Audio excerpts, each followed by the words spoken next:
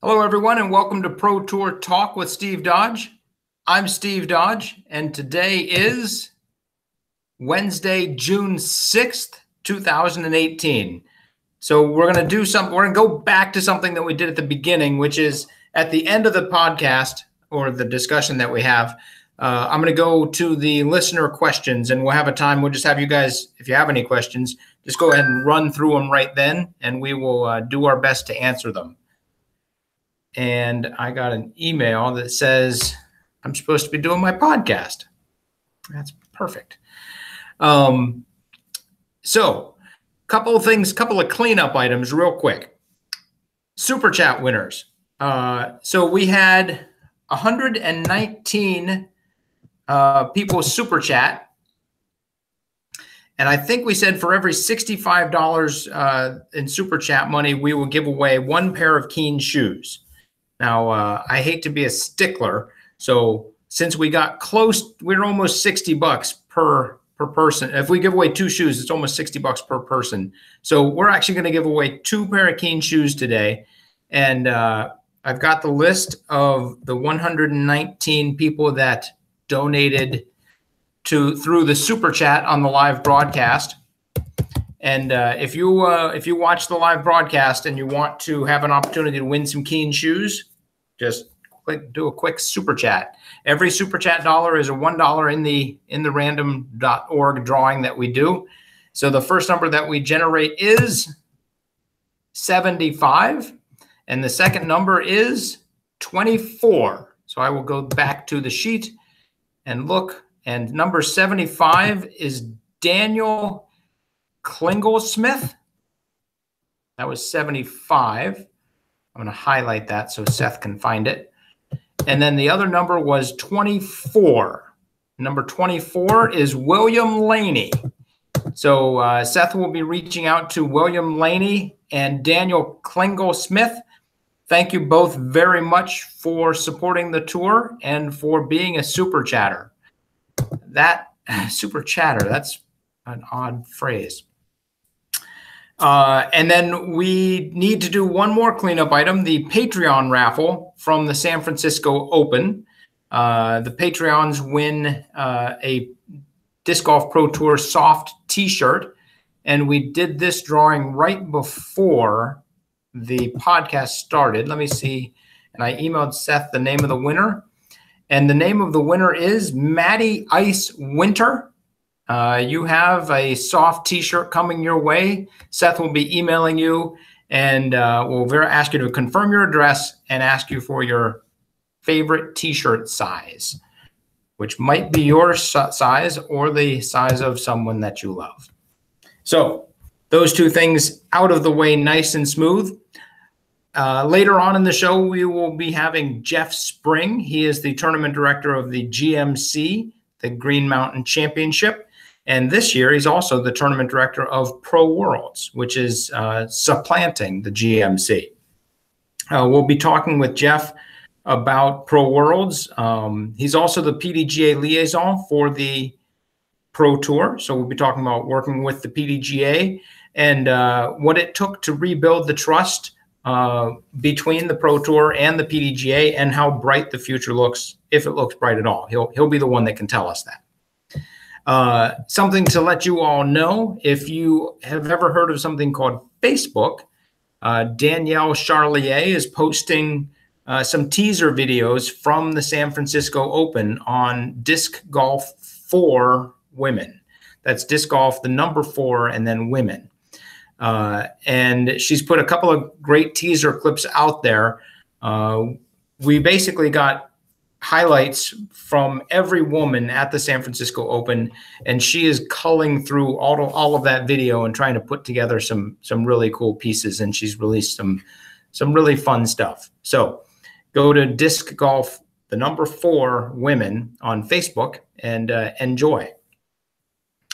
And then we actually had some pretty big news this week in the Pro Tour with the approval of two more baskets have been approved for use on the Pro Tour, namely the Pro Discus Targetti.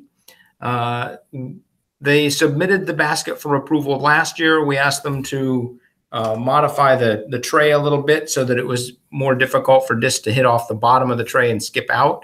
And I will go ahead and say the job they did is phenomenal. Kai does a great job over there. Thank you, Kai.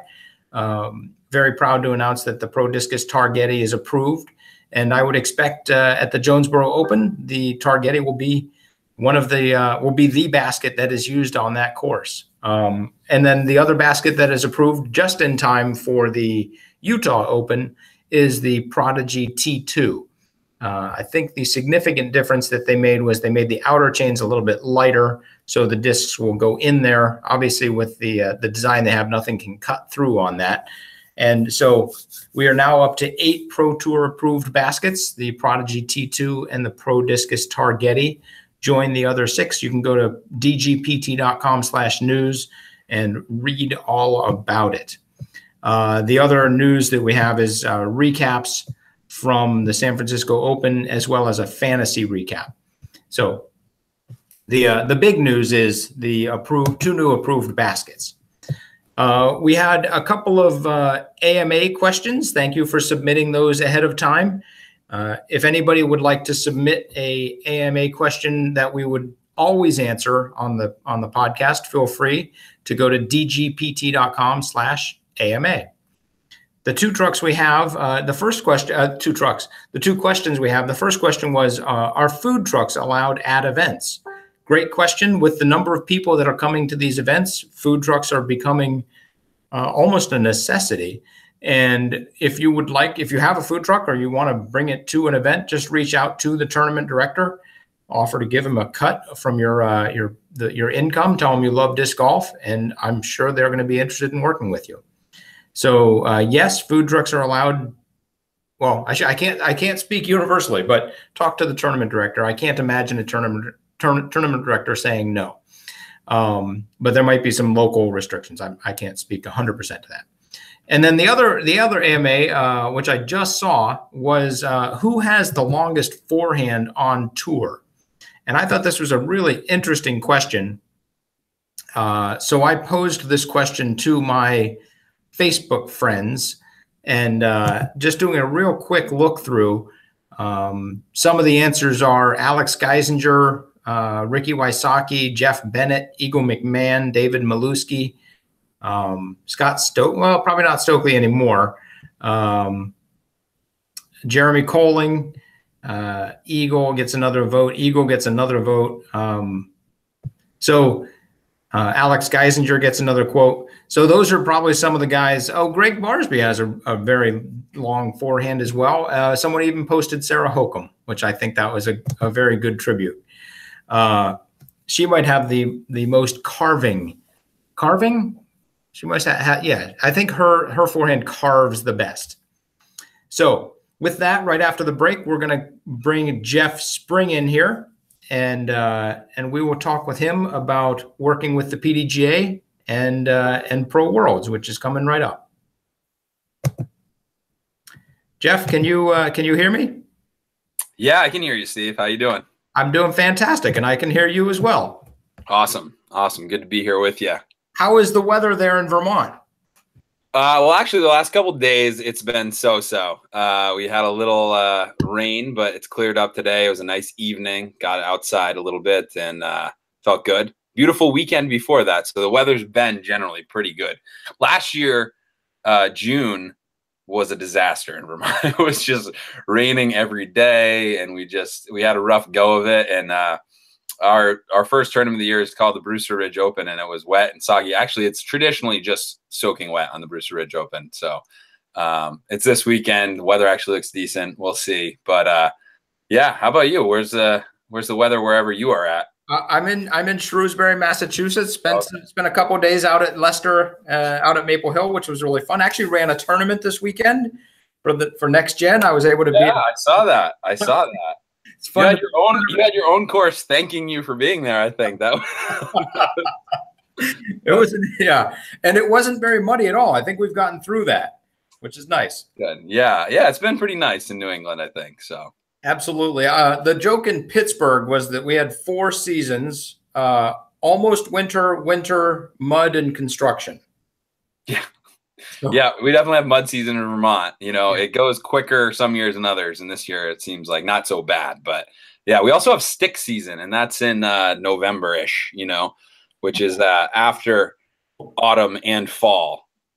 But some people just call that all one big season. But yeah, so Is that the sticks fall? yeah, sticks fall. Mostly just sticks are, I think stick season in New England is just when all the leaves are off the trees for a while and it gets cold and it's not like snowy. You can't do any winter sports. And it's just that time where you're like, the only thing in here is Thanksgiving. I probably should like go to the Caribbean or something. That's I've never heard anybody say anything about stick season. Oh, well, it's definitely a thing in Vermont. I don't know about Massachusetts, but it is the best time to play disc golf if you're looking to, score low because there's no leaves on the trees. And basically you just dream weave every fairway. You just go right through everything and it's just beautiful. So you don't even need to be accurate. Right. That's right. Just avoid that trunk. Yeah. So Jeff, first of all, I need to tell you a big thank you for everybody who's listening and doesn't know. Jeff Spring is, I'll go ahead and just say, is the reason that the Pro Tour and the PDGA have been able to mend our fences, as it were. In the end of the 2016 season, I wasn't very happy with the PDGA, and they weren't very happy with me. And cooler heads in the form of Jeff Spring and some folks over at the PDGA prevailed and helped mend the whole fence and put us on the right track. Jeff, am I phrasing that about right? Yeah, I wouldn't debate that. I think that everybody in disc golf pulling together is always the best solution. And as much as we can do to work together in the sport, whether it's manufacturers or organizations, it's always a good thing to collaborate. And I was happy to be a part of the tour, and we still are. GMC, coming back. But yeah, kind of bummed not to be on it this year, but also very excited. Obviously, we're thrilled. We love working with the PDGA. I've actually been the Vermont PDGA state rep for like 5 or 6 years now. So, it's great to be a part of both organizations and, working hard to kind of, just push the stone forward each time we get a chance to have a big event, and do something cool. And of course, welcome in that touring disc golf community and everything. So yeah, it's been kind of just a thrill the last 5 years to just build the GMC, help the tour as much as we can, and just contribute to the game in general. Jeff, I genuinely look forward to 10 or 15 years down the road when we're able to tell some war stories. Yeah. Those will be genuinely fun. The effort that you put forward, I can't thank you enough, and I can't express how important you were and are to where we are right now. And I want to get to that a little bit later. But first, you did a great segue. You have a pretty big event coming up this September. Tell us a little bit about that. Yeah, so Pro Worlds coming to Smuggler's Notch Resort in Vermont. I personally, that's my stomping grounds. I live and work right at the resort, about an hour north of where I grew up. And the way things developed at Smugs was really kind of serendipitous. I got into the sport in 2008, end of that year. And probably within 4 years, I was on the board of the state club building courses. The opportunity came up to really build a real course at Smugglers, and the support from the resort has been tremendous. So tremendous that, when we said we're going to do disc golf, the owner said our goal should be the world championship before we even built any courses here. So from day one, he kind of set the bar high, and he wanted to say, if we do something, we ought to be trying to be the best at it, and as long as we put that effort in, he would be happy with wherever we fell. I was kind of aiming for a little later, like 10 years when we started, but it became apparent, with success from the Green Mountain Championship and, joining the Pro Tour, support from the PDGA, that we could make a bid at it sooner. So, big thanks to the PDGA for, kind of believing in us and picking us as hosts of the 2018 World Championship. And yeah, it's right around the corner. We've been working on it for a long, long time. The courses look better than ever. Really thrilled with how they're playing so far this year. We are, making upgrades to the courses. So that's been going on, for the last year and a half. I mean, it's a constant thing. You never are done with the course, maybe someday. And in fact, working in Vermont, there's a lot of things that kind of help you set the holes, and maybe leave them alone because, there's state regulations and permitting and all that stuff. So, maybe we'll get there, but, we're excited about the state of the courses. We're excited about our partners. We have two great course partners, our premier level partners. One is Discraft, who's going to be the premier partner for Brewster Ridge and the course sponsor there. And the other is Innova, who's going to be the Fox Run sponsor. And actually, I might as well do this now, but we're happy to announce an article is going to drop here through PDGA pretty soon with some details. But we're happy to announce that we've got an agreement with Outside TV.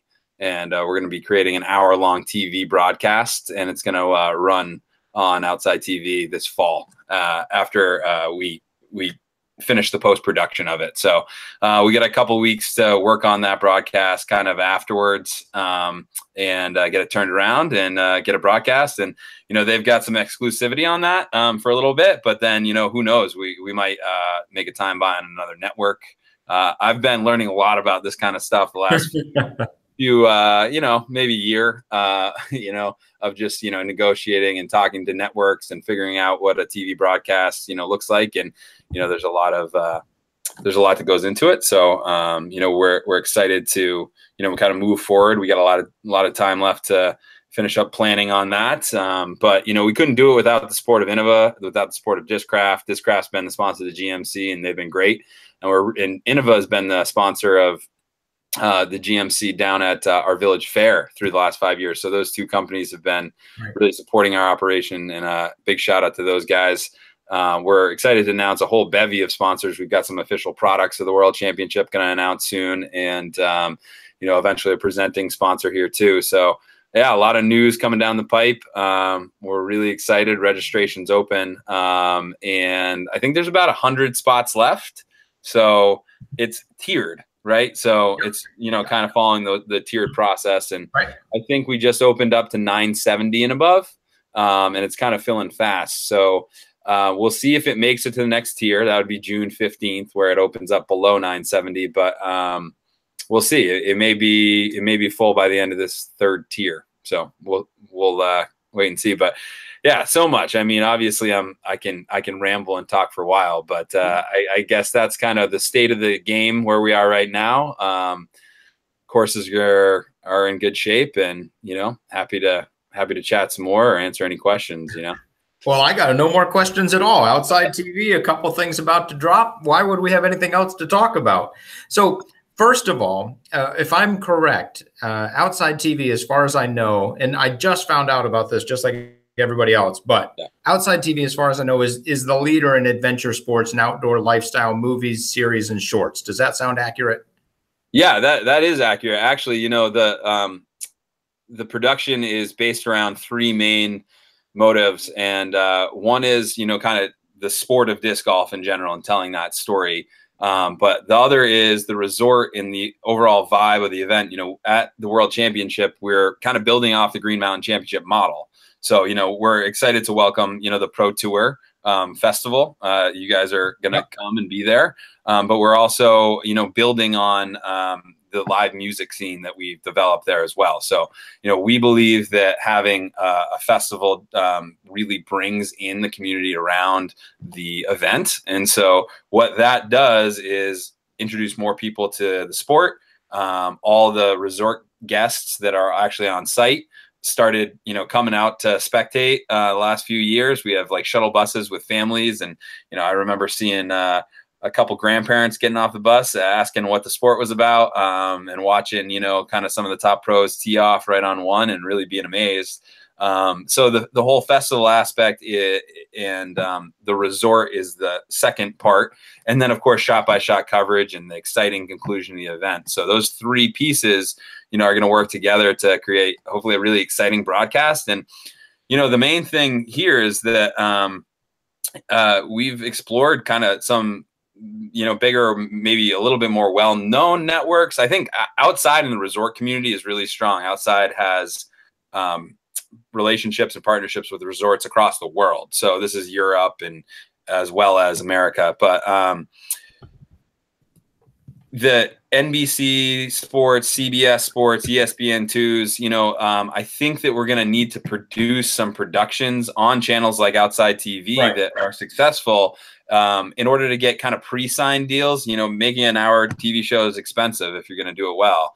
And it takes a lot of effort. And, you think it's, just an hour, but if you ask any of the guys out there filming, it's a heck of a turnaround for what they're doing now. But to put storyline and to put, script together, it's a little bit even bigger push and more post-production, more editing. So without a guaranteed, run, which Outside TV has, can provide, I think it's a little risky to do something like that. But with this production, we may be able to get, the next tournament or the next Worlds or, national tour or, a big events in the future to, have a relationship where we can say, hey, we're going to create this production and, maybe make a time buy or an agreement with a network in the future. So, we're hoping just to, push the stone forward a little bit in terms of everything, like professionalism, course setup, course design,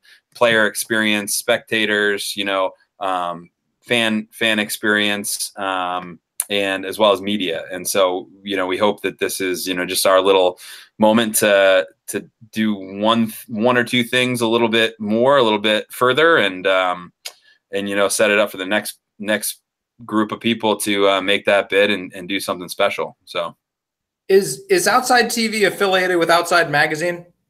Yes. Okay. Yeah. When we go to OR, Outside Magazine is the one magazine that seems like everybody has in their hands. Right. And Outside TV is a perfect offshoot from that. They want to become a media company, and disc golf, I think, will help get a whole bunch of people aware of that channel. And I agree with you 100%. Let's have success here, and if it is a great partnership, let's grow on it. Yeah. And if we grow out of that partnership, we'll move on. But I wouldn't have any problem forming a great partnership with someone that supports us. So.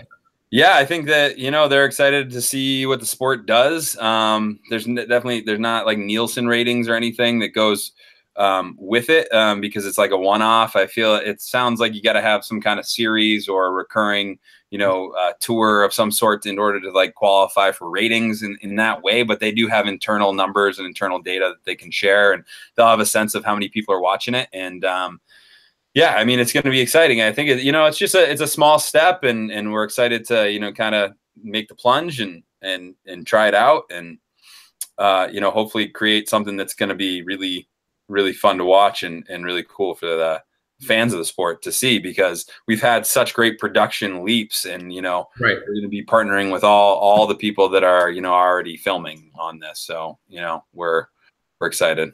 I appreciate how humble you are, Jeff. It is you call it a small step. I would call it a significant step because I'm going to guess the production quality is going to be significant.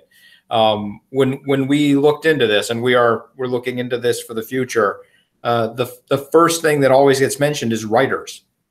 You need to have there are so many aspects to put together a professionally produced show that people don't fully appreciate. I suspect this am I correct? Is this going to be a professionally produced show that we can show to our grandmothers and they have some idea what's going on? Yeah, absolutely. We're going to tell the story of the game, kind of tell the rules for people that may not know the game.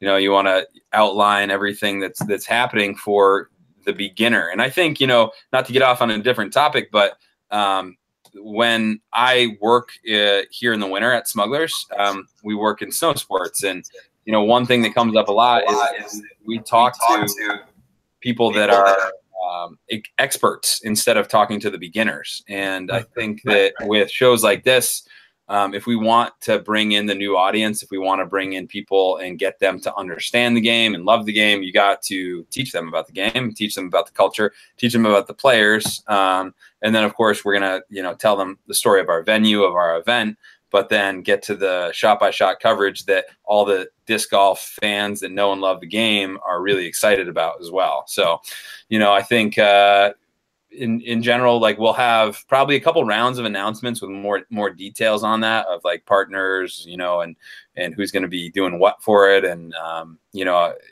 I'd say to everybody, just stay tuned and you'll hear more and more details in the next few weeks. And, just big shout out to Discraft and Innova for the support of the event, because, without everybody pulling together, and we have a lot more partners coming in too, but without all of our partners, you can't fund something like that. So we're excited. What is the #1 way for someone to stay tuned about Pro Worlds? Yeah, so follow PDGA, follow Smugglers Notch. Smugglers Notch Disc Golf Center is on Facebook and Instagram, and we keep updating stuff there. The websites are www.smugs.com/2018 Pro Worlds or pdga.com, same short URL. It's 2018 Pro Worlds. And so there's info there. A lot of info about the drop too, about specific schedules. So Fall Fest, we have a bigger budget this year. We have one of our event producers going in a little bit more, and they're going to be running the whole music scene. So we're going to have, expanded music throughout the week. We're going to actually probably have 4 nights of live music for spectators and for guests there. So it's going to certainly be a festival, and we're happy. We're big, very thankful to work with a local event producer who's, we'll announce them shortly too. I don't want to get too ahead of myself, but we've got bands booked, and those announcements are coming. One thing I would say is that connect with us for reservations at the resort. The resort's filling up pretty fast, so if people want to come, they should call us. There's lodging numbers on those sites, especially smugs.com/2018 Pro Worlds. So if people want to come and be a part of it, which I really recommend, we're looking for, a great spectating crew, but everybody's going to have a great time. Live music. We got a poker night. We do night golf. The Pro Tour Festival will be there. We're going to have Fall Fest with craft beer. We always do a special brew for the event. In the past, we've had Nate Doss and Bevel Craft Brewing collaborating with Fiddlehead. And so we're going to announce, any beer collabs and stuff going on with that soon. We're expanding the amount of craft brews that are going to be on site. So for the 2 nights of Fall Fest, we'll have probably, 6 to 8 at the minimum. We've got a lot of candidates. A lot of people want to be there to pour beer for the World Championship. We also have some local craft food makers. So, we've got a lot of local farms and local produce, local meats in Vermont, and a lot of great food trucks. I know you were mentioning that. And we had, I don't know how many food trucks last year, but a lot. I think we had throughout the week, 7 different food trucks, because we had some out at Tournament Central. We had some at Fall Fest Central. And, there's just a lot of great food in the area. So we're excited to bring food trucks back in. And also the restaurants at Smugs, the resort, if people don't know, which, again, talk about talking to people, with no knowledge, I'm just assuming everybody knows, but Smugglers Notch Resort has over 3,000 guest beds in a lot of condos kind of spread throughout a bunch of villages. And the main village has, 3 or 4 restaurants and a country store, like a grocery store. We've got 3 different pool complexes with water slides, a bunch of hot tubs, that kind of stuff. And the course is literally right on site. It's on our property, Brewster Ridge. And actually, we have a whole nother announcement, Steve. I probably should have told you about, but I'm having trouble keeping up. Yeah, there's a lot. So we are going to actually June No, wait, sorry. July 25th is now the official date. It's been moving around. We're going to debut a brand new outdoor center and pro shop at our disc golf center. So We it's were going to be talking about that last year. That's yeah, awesome. there's going to be a new building. We're got the site prep almost ready to go. You know, the building's going to be up, and we're going to finish it and open it. And that's just going to open a week or two before the United States Junior Disc Golf Championship, which we're hosting August 3rd through 5th. So big shout out to Kids Disc Golf. Those guys have been working hard. We're aiming for over 100 kids at this tournament, which is one of the bigger numbers that you'll see. I don't know if there's ever been a tournament with 100 plus just juniors only. We were talking about that. I don't know if that's verified, but I know that Dynamic is running Junior Worlds in Emporia too. They open registration. I think they may be able to get more registrations than us this year. You know, we'll see, but it's awesome that there's two new the Junior Worlds is, you know, established now, and then the US Junior Disc Golf Championship is going, and we're just really happy and feel super lucky and honored to be hosting that with Kids Disc Golf. And they know their stuff. Like we're a family resort, right? Our moniker is America's Family Resort here at Smugs. So we do everything with a mind towards, you know, can your 3-year-old do it as easily as, you know, your 18-year-old? And we set everything up, and we like to try to make it as fun and exciting for every age. So we did that, you know, with our courses. And as you know, we have 4 tees on every hole. So that really worked awesome for Kids Disc Golf coming up. And they're like, wow, you know, we haven't seen many courses with 4 established tees. Of course, Maple Hill has that. We have tees that are like, we were talking about this actually. Do you know Matt and Josh, right? Of course, yeah. The Grahams. So Matt and Josh Graham, they established Kids Disc Golf and have run a lot of kids events, and they've been the ones who have seen what distances are appropriate and like how the flow of things go and all the problems that can crop up with, you know, a juniors only event. I won't get into too much about, you know, parent behavior maybe, but they you know, they have a lot of knowledge. So, you know, they've already come up and we've gone over everything, and we have a bunch of new tees going in for kids. Like we're putting in a bunch of new tees for kids, which is exciting. But like our reds are way shorter than Maple Hill reds. You know, I don't know if you know that, if you've ever played our reds. It's like an ace run. It's like an ace race course, you know, for us. But a couple of our reds they thought were actually even too short. So I was like, wow, okay. You know, that it's a difference of like a kid competing and a kid just coming out and trying it for the first time. Yeah. But yeah, so a lot of things. Pro Shop, US JDGC. Yeah, a lot going on. So you did also mention that you have some I think you said some exclusive Pro Worlds merchandise coming out that you're not ready to announce. That's right. Yes. We're working on, you know, a lot of merchandise. We're working with Paragon. So we're excited to give a shout out to Paragon and Miles. I think that's coming along, but you know, we're going to be excited to put a lot of merch out there.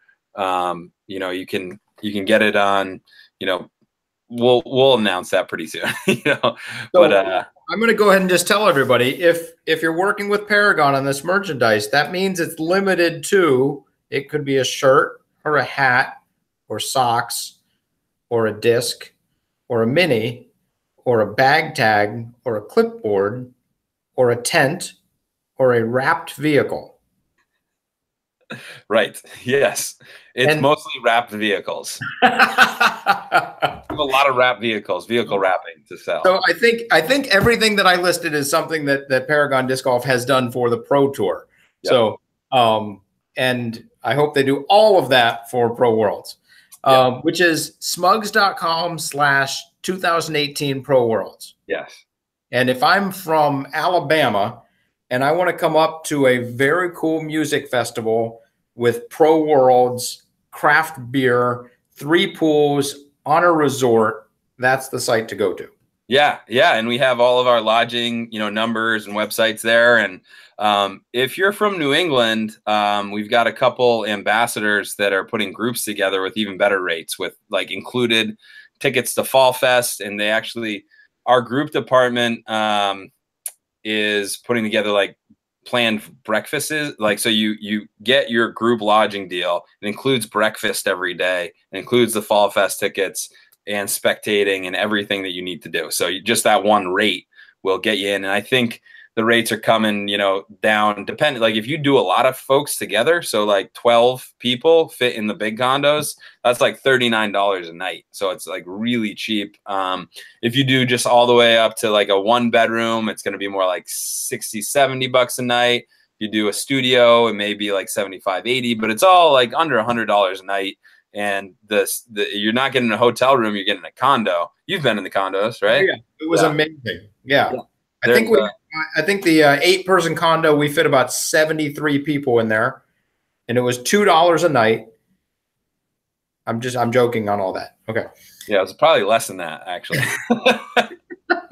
So, but it was an amazing condo because it had a full kitchen, had a washer dryer that Terry Miller couldn't figure out how to use.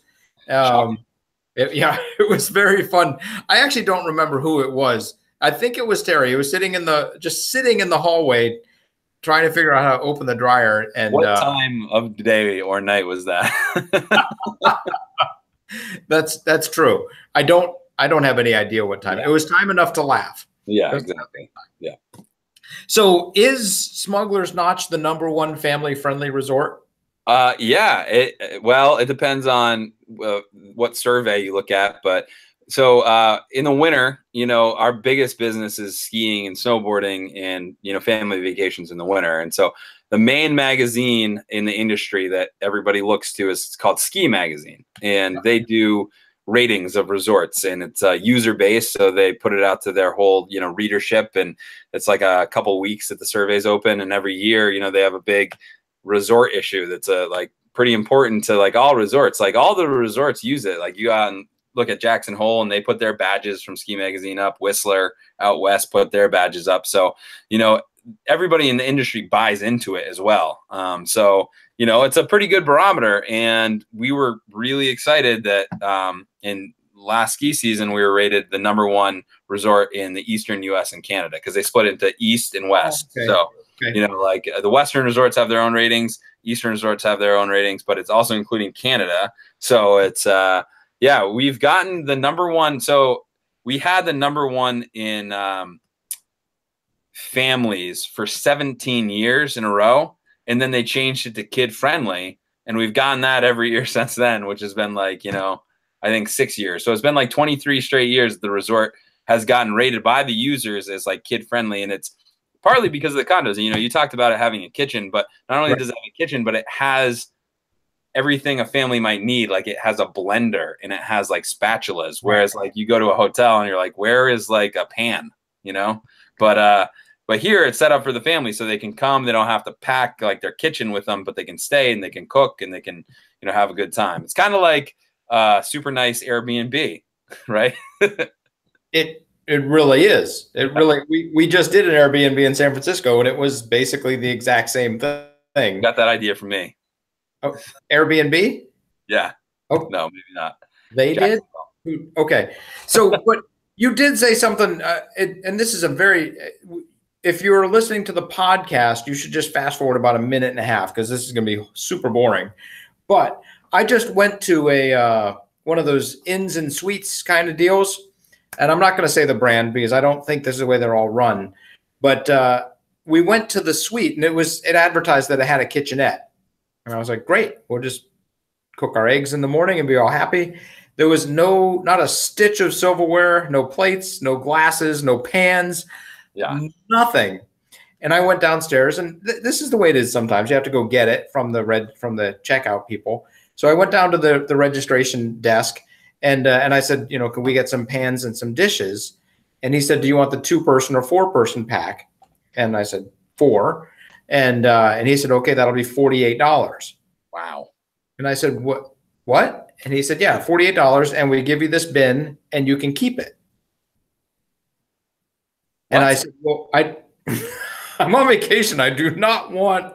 Oh yeah, let me pack my new set of like cutlery dishes. So it was crazy. I was like, well, no, I don't. I'll just go spend $48 on breakfast. This doesn't make any sense. Yeah.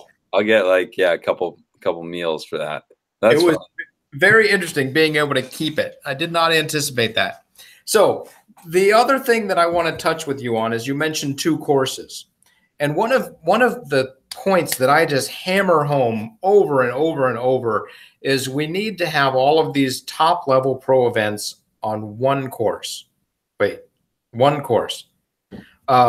Jeff Spring, why are you special?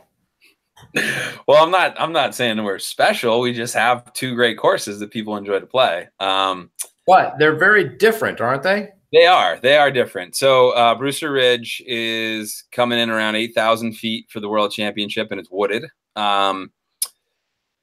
It's technical. It's super fair. In fact, I wouldn't even call it wooded compared to some of the courses in Vermont, but or New England, but it certainly is wooded. You have to hit your line. You have to control the disc to the ground. If you skip left, skip right, you may be out of position for your next shot. And it's still long for that. I went to the 2015 Worlds in Pittsburgh and really enjoyed the courses. And if you look at the length of like Moraine and Deer Lakes, we're right around there now. We added, there's a new hole now. So it's an uphill par 4. That's adding quite a bit of length, and we actually lost our shortest hole in putting that one in. So we've kind of extended the course, but it's really comparable to kind of Deer Lakes or Moraine, but maybe just a little bit. It's different in a lot of ways. So, but in terms of length in like width of fairways, I'd say it's similar to that. Those are great courses. I love both those courses. And then Fox Run is like 9,500 feet, so 1,500 feet further. It's open. There's a large amount of OB, and a lot of people say, why is there so much OB on this course? And there's very good reasons for that. It's because we play through a very sensitive wetland area through most of the course. So, there's kind of wetlands and water hazards and property lines all over the place. So what that means is, there's places where we have to put OB in. And what it creates is a long open bomber course, but if you miss, it's OB. And it really challenges players to throw distance, but you need control. You can't just bomb it out there or else you're just going to be picking up OB stroke after OB stroke. And we've seen like a lot of 7s, 9s, 11s out there. We do have a 1,200 foot hole that's a par 5. Has OB on it. So, I mean, that's, a challenge, but, I haven't ever heard anybody come to me and say, this OB is inappropriate, or, this is ridiculous or anything like that. I've had people come and give me feedback and say, why don't you tweak this OB, or have you thought about that? And, I mean, to me, that's a good sign that everything's reasonable and fair and plays well. I mean, I have to say that, it's a Steve Brinster design. I put out the first 9 holes, and then, through my relationship with Steve, got him to come up, hired Brinster Design to come consult on the second half of the course. And we actually have some plans that we haven't even been able to put into place yet. Kind of just working through state regulations on a lot of this stuff and getting things, established. But yeah, he's done an awesome job, and having him as a consultant and co-designer on that course, and now he's consulting on Brewster Ridge, has been great. The other top players that have been there have given me a lot of great tips. Nate Doss has come and given his feedback as well and worked a little with us. But Steve has been great, with that design. So that just gives you a sense, I guess, of the 2 courses. Like they're different. One's longer, OB, open. The other's like more New England, long, but wooded lanes. So it does create quite the test. When Yeti came up the first time, we love, Jay and Des and having them up is awesome. You know, I convinced them to come up at Maple Hill actually during one of the Vibram Opens over a Heady Topper. I brought Jay over a 4-pack of Heady Topper, and I said, "Hey, you want some more of this? You got to come to Vermont and play the GMC." And he's like, "Okay." So he decided to come up. But he you know, like we get quotes, and you know, we try to get media from players. And one of the things that I saw from Jay, actually, it might not have been media. We sent out like a survey, you know, asking feedback from the players one year, and you know, he wrote, you know, that Brewster and Fox Run are really the yin and yang, you know, of each other. So I think that comes together to create a really unique challenge. And, you know, I agree with you with what you're saying on one course versus two, you know, generally. And I actually had a really interesting debate, and I should have asked Nate. I talked to Nate Doss today, and I forgot to ask him because I was going to try to get him on with us, but next time. But I had this debate with Nate, and I said, you know, maybe it is okay to have two courses in disc golf versus one, because, you know, we've got a model in golf that has one course, you play 4 rounds, right?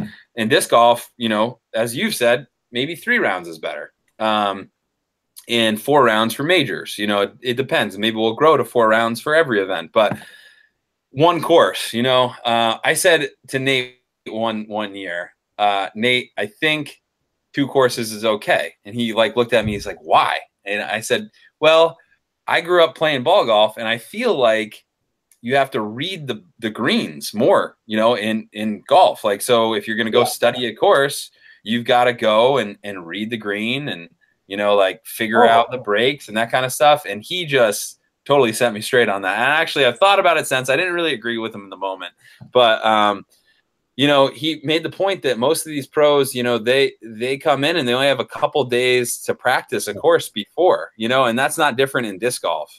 And, you know, they know how to putt, and they know the type of grass, and they aren't going to go out there and study every green. They're going to go out and hit a few putts and see how it's rolling. And, you know, that really kind of leveled the playing field in terms of how much time disc golfers need to spend preparing on a course. And to put them through 2 courses is certainly a big preparation job. And, you know, it's definitely something to think about. I think that if you have a well-established event like we do, a lot of the people coming have come to expect and know and love both courses, and it fits well. And we just talked about that. But at the same time, you know, if you're starting an event, you certainly don't want to start with 2. And, you know, like if pros are coming in, they want to come in and get to know one course, and it's super hard to do that in a short amount of time. And yeah, you know, I think that who knows where we'll go. We're going to build a 3rd course, and then we're going to do like what Las Vegas does. No, I'm just kidding. I want to go to the Las Vegas Challenge, by the way, and play those courses, but we actually may build a 3rd course eventually, and maybe that will be the only course that we have tournaments on, because it will be in a couple of years, you and I should just go on tour. Just have a tour for just us. We, you know, in addition to the entry fees, we put in $1,000 each, just our bet. And I bet one of us makes some good money over the course of the season. Yeah, I probably would make, if it's every week, I probably make 52 grand that year. Oh, genuine chuckle. I would think you would end up making about 48,000. I lose 2. Right. Yeah. So the yin and yang, I think you nailed it on the yin and yang. The courses are so complementary. It's the one place that I look at and I say you have the traditional European style OB lined disc golf course that's great for spectators and is thrilling to watch. And then you have the traditional New England disc golf course through the woods that, in my opinion, looks fantastic on camera, because you can see the lines that they have to throw, and they either hit them or they don't. And generally these guys hit them, and our jaws hit the floor, and it's just absolutely amazing. So kudos to what you have built up there. It is absolutely phenomenal. Yeah, I mean, a big shout out to my crew. We've had a bunch of great folks working on the course through the years, and I won't even get into it, but just big shout out to them. So I'm ready to segue. We've got about 4 or 5 minutes left, and I'm ready to segue to working with the PDGA. And we could focus for probably 2 or 3 days on the history of that. But what I'd like to do is say we went through this muddled area, and then we got to a point of let's put forward some trust and work together. And that was through your guidance. I don't know if it was on both sides, but you definitely guided me and said, Steve, we need to, we should demonstrate that this is something that we want.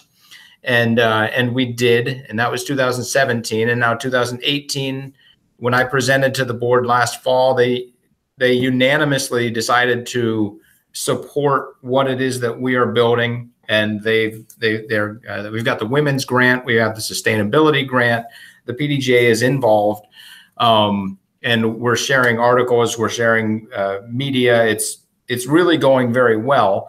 Where do you see this going in the future? Do you think that I'm going to do something to torpedo this whole thing, or do you think we're going to successfully continue to build this relationship? Oh, well, success, of course. I hope, I think and believe we're past roadblocks between and speed bumps between the organizations. The PDGA is a wonderful organization. It's the sanctioning body of the sport. There's been everybody who's in the sport has a history with this organization. And, when you have a governing body of the sport, it can tend to move slowly because you want to represent everybody. Right. And, it can tend to, just take its time and be methodical and, kind of just think about one step at a time. And, I've kind of found that, even working for a company like Smugglers, it's the same thing. It's kind of like slow and steady and baby steps. And, when you see opportunities that are flashy and exciting, you want to go for them. But, organizations, that are bigger and represent large swaths of people don't do that as much. So, I think that kind of creates an interesting, relationship with something like the Pro Tour that's growing fast and able to react and do a lot of things. And so there's, natural, I think, figuring out of how that works together to start. But, starting with, Rebecca Duffy and Brian Graham, when we first started, trying to, pull the organizations back together and working together, everybody's been really good at, trying to find common ground and collaborate. And, the one guy who's, really, been there the whole time is Mike Downs, who, is just, a great advocate for the sport. So proud of him and his job with the PDGA, operations director now, well-deserved promotion this year, doing a great job. And then, the new executive director, Joe, has been great and looking at the opportunity with the tour and supporting it and, being a great partner as well. So, I think that the pieces are in place to continue that growth. And I don't have any predictions on where it will go. I think looking at the history of sports organizations and leagues in the past, you've seen plenty of examples where there's two tours, that are growing and flourishing and doing different things. One of the things that I've talked about to people in the past, and I've heard the story told about baseball, when there are two different leagues. And one of them, I think it was the American League, was like, okay, hey, you know what we got to do? We want to grow this sport by selling beer at the games.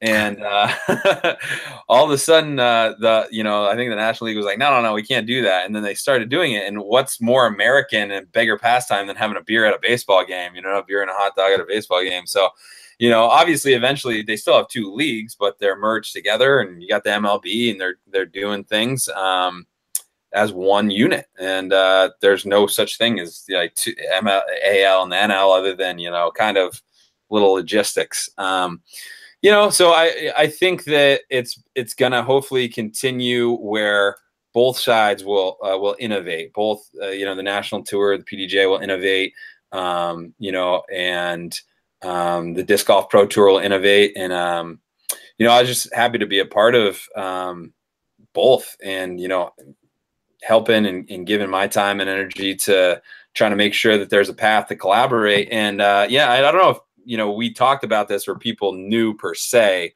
but, you know, I have in an official role as like the liaison between, you know, the Pro Tour and the PDGA. And, you know, I worked a lot with the PDGA and the Pro Tour in order to just, you know, kind of come back together and figure out what the best strategy of, you know, taking those baby steps. And I think that's the path forward, really. That's my only prediction is, you know, let's keep taking little steps forward and seeing how that can, you know, add up over time. Cause I think it's going to add up to something awesome. So I agree with you 100%. I appreciate you allowing me to set you up with that question. We are building a relationship that will hopefully stand the test of time. And the way you do it is by taking baby steps and demonstrating that you both have the best interests of everything, of the entire sport in mind. We do better when the PDGA supports us. I hope the PDGA grows faster when the Pro Tour succeeds. So everything seems to be clicking. And it's really exciting. And I genuinely thank you for helping to make that happen. Hey, thanks for the opportunity, Steve. It's been a great ride so far. Looking forward to the next couple stops.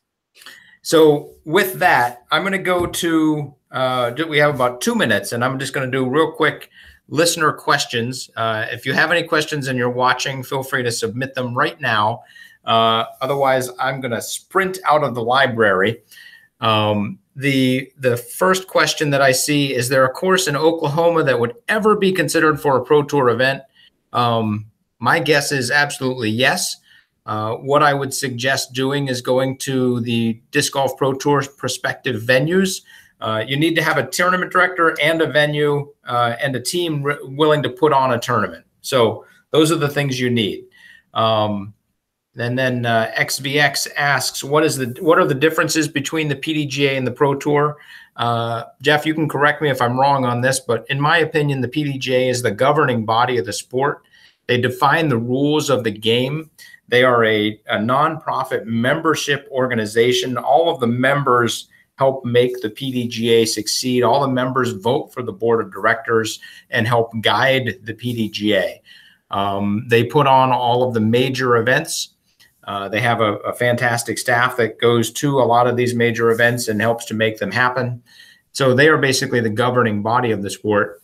And the Pro Tour is, from my perspective, is the premier tour, is a tour of premier events, I should say. And we hope to be the premier tour someday in the future. Right now, there's the Pro Tour and the National Tour, and I think both are very high quality tours, as Jeff alluded to. So hopefully that's the difference. Hopefully that's clear enough. Jeff, would you agree with that? Yeah. Okay. Why no doubles coverage? I don't know what that's talking about. I was listening, but what exactly will be on the outdoor channel? Will it clash with YouTube coverage? So Outside TV will be airing a 1-hour post-produced show about Pro Worlds that will be put on by the PDGA and Smugglers. Yeah, so our media plan right now as it stands is to have all the usual suspects there. You know, we'll Jomez, Central Coast, Smashbox, yeah, everything as normal. And then like a couple 6 weeks later, you know, there'll be plenty of announcements and media, you know, just about this. But about 6 weeks later, you know, we'll let people know when the airing of a 1-hour TV show that's, you know, like I said, the three parts are, you know, talking about disc golf, the players, the history of the sport, talking about the resort and the event as a whole, and then, you know, doing shot-by-shot coverage. So, you know, a post-produced show that's going to, you know, be aired at a date after the event. So everything should be coming out and consumable as you're used to at the national tours, the pro tours, and that kind of stuff. At least those that, you know, we have great coverage here. So, you know, this weekend, for instance, I don't think there's live coverage at Milo because they don't have cell service for it. So that's kind of tough. But here at Smugglers Notch Resort, we have great service. In fact, I think Terry Terry told me that it's the greatest coverage in the history of the world here. No, I'm just kidding. But no, it is good everywhere. And so there's some really good live coverage that we can do through Smashbox too. So I think we froze. Maybe we're done. Maybe I'm the only one on here. All right. So from Jeff and Steve, we're signing off.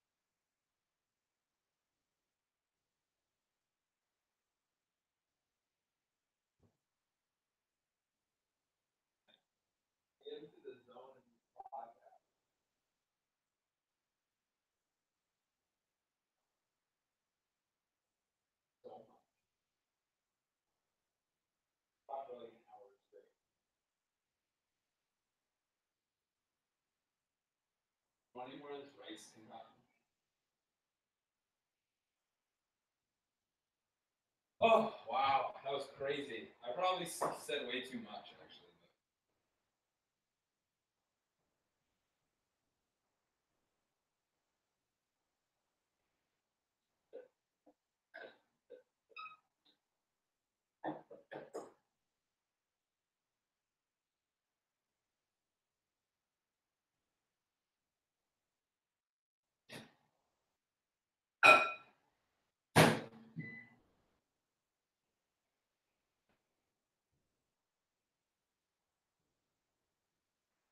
How many puppies are in here anyway?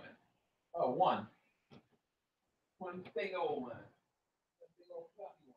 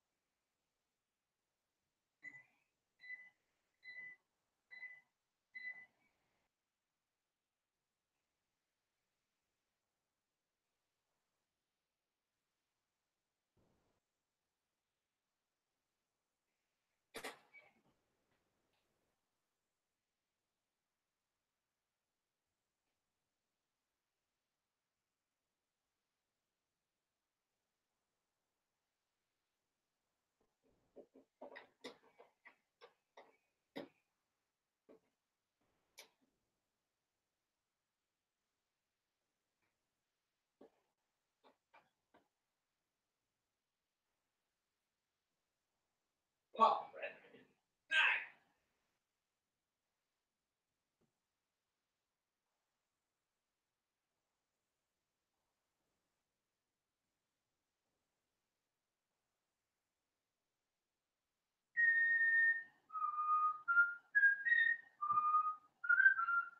is Game of Thrones almost on? Yeah, actually.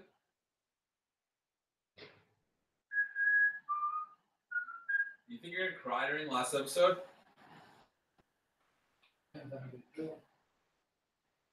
What if like Trump just drops a nuke on him at the end?